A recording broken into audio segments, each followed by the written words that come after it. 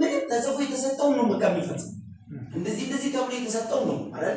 ስለዚህ የለም ሰውየው እዛ ራእይ ውስጥ የለም፣ ግን በወረቀት ላይ የሰፈረ ነገር ለማስፈጸም የሚመጣ እኔ ለቤተ ክርስቲያን እንዲህ ብዬ ቅድም ሀሳቡን ሳነሳ የእውነት በላይፍ የሚሞግተኝ ነገር ነው ዛሬ አንስሰው እና ምንድነው ሊደር ሆኖ ሊደርሽፑ ይዞ ራእዩም አለ ከእንደገና ደግሞ ሰዎችንም በቤተ ክርስቲያን ውስጥ ያሉ ሰዎችን ታለንትን ማውጣት የሚችል ነው። ይሄንን ነገር ወደ መፈጸም ለማምጣት የማኔጅመንቱን ስራ ራሱ ሊደሩ መስራት አለበት። እንደዚህ አይነት ኳሊቲ ያላቸው ሰዎች ናቸው ለኔ ተመራጭ ብዬ የምለው። ለምን ራእዩ ራሱ ነው፣ ከእንደገና ህዝቡ ውስጥም ደግሞ ያለውን ነገር የሚያውቅ ራሱ ነው። ስለዚህ እነዛን ሰዎች ወደዛ ለማምጣት ሊደርሺፑ ማኔጅመንት እውቀት የሆነ የማኔጅመንት ማንነት ያለው ሊሆን ይችላል። ማኔጅመንት ግን ሊደር መሆን አይችልም። እየተበጠበቀን ያለ ነው በዚህ በቃ ታዘር ልክ እንዳለ ዲክታተርሺፕ የምናየው ቸርች ውስጥ ማኔጅመንትን ወስደን ሊደር ላይ ያስቀምጠናል። በፍጹም አይሆንም። ምክንያቱም እሱ ባህሪው የተጻፈለትን ማስፈጸም መፍጠር አይችልም።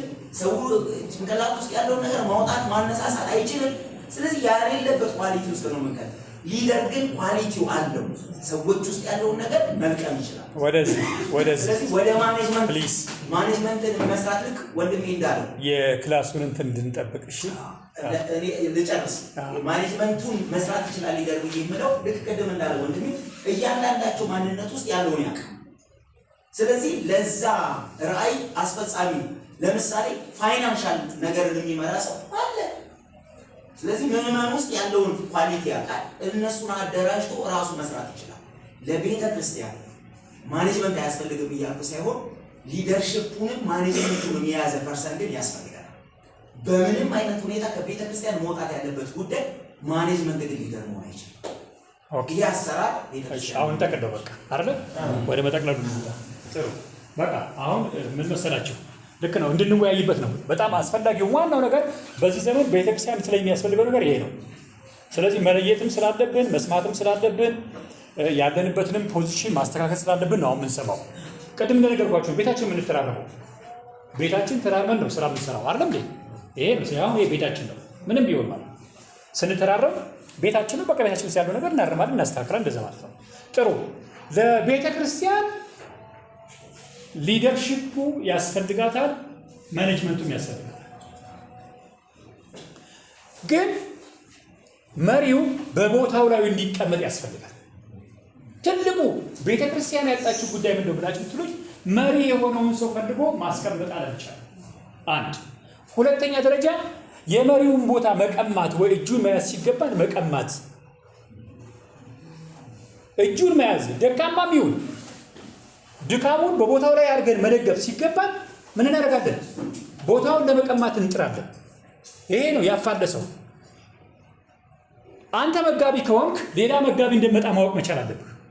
ከኋላ ሰው እያሳደገ ነው ያለው፣ ሌላ ወንጌላዊ እንደመጣ ማሰብ መቻል አለብህ።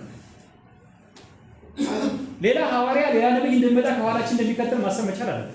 እነዛ ሰዎች ቦታ ሊዘጋጅላቸው ይገባል። አመራር ማለታቸው ይኸውላችሁ ይሄ ነው። አመራር ማለት ነገ የሚተካውን ሰው ስፍራ ለሱ ማዘጋጀት ማለት ነው።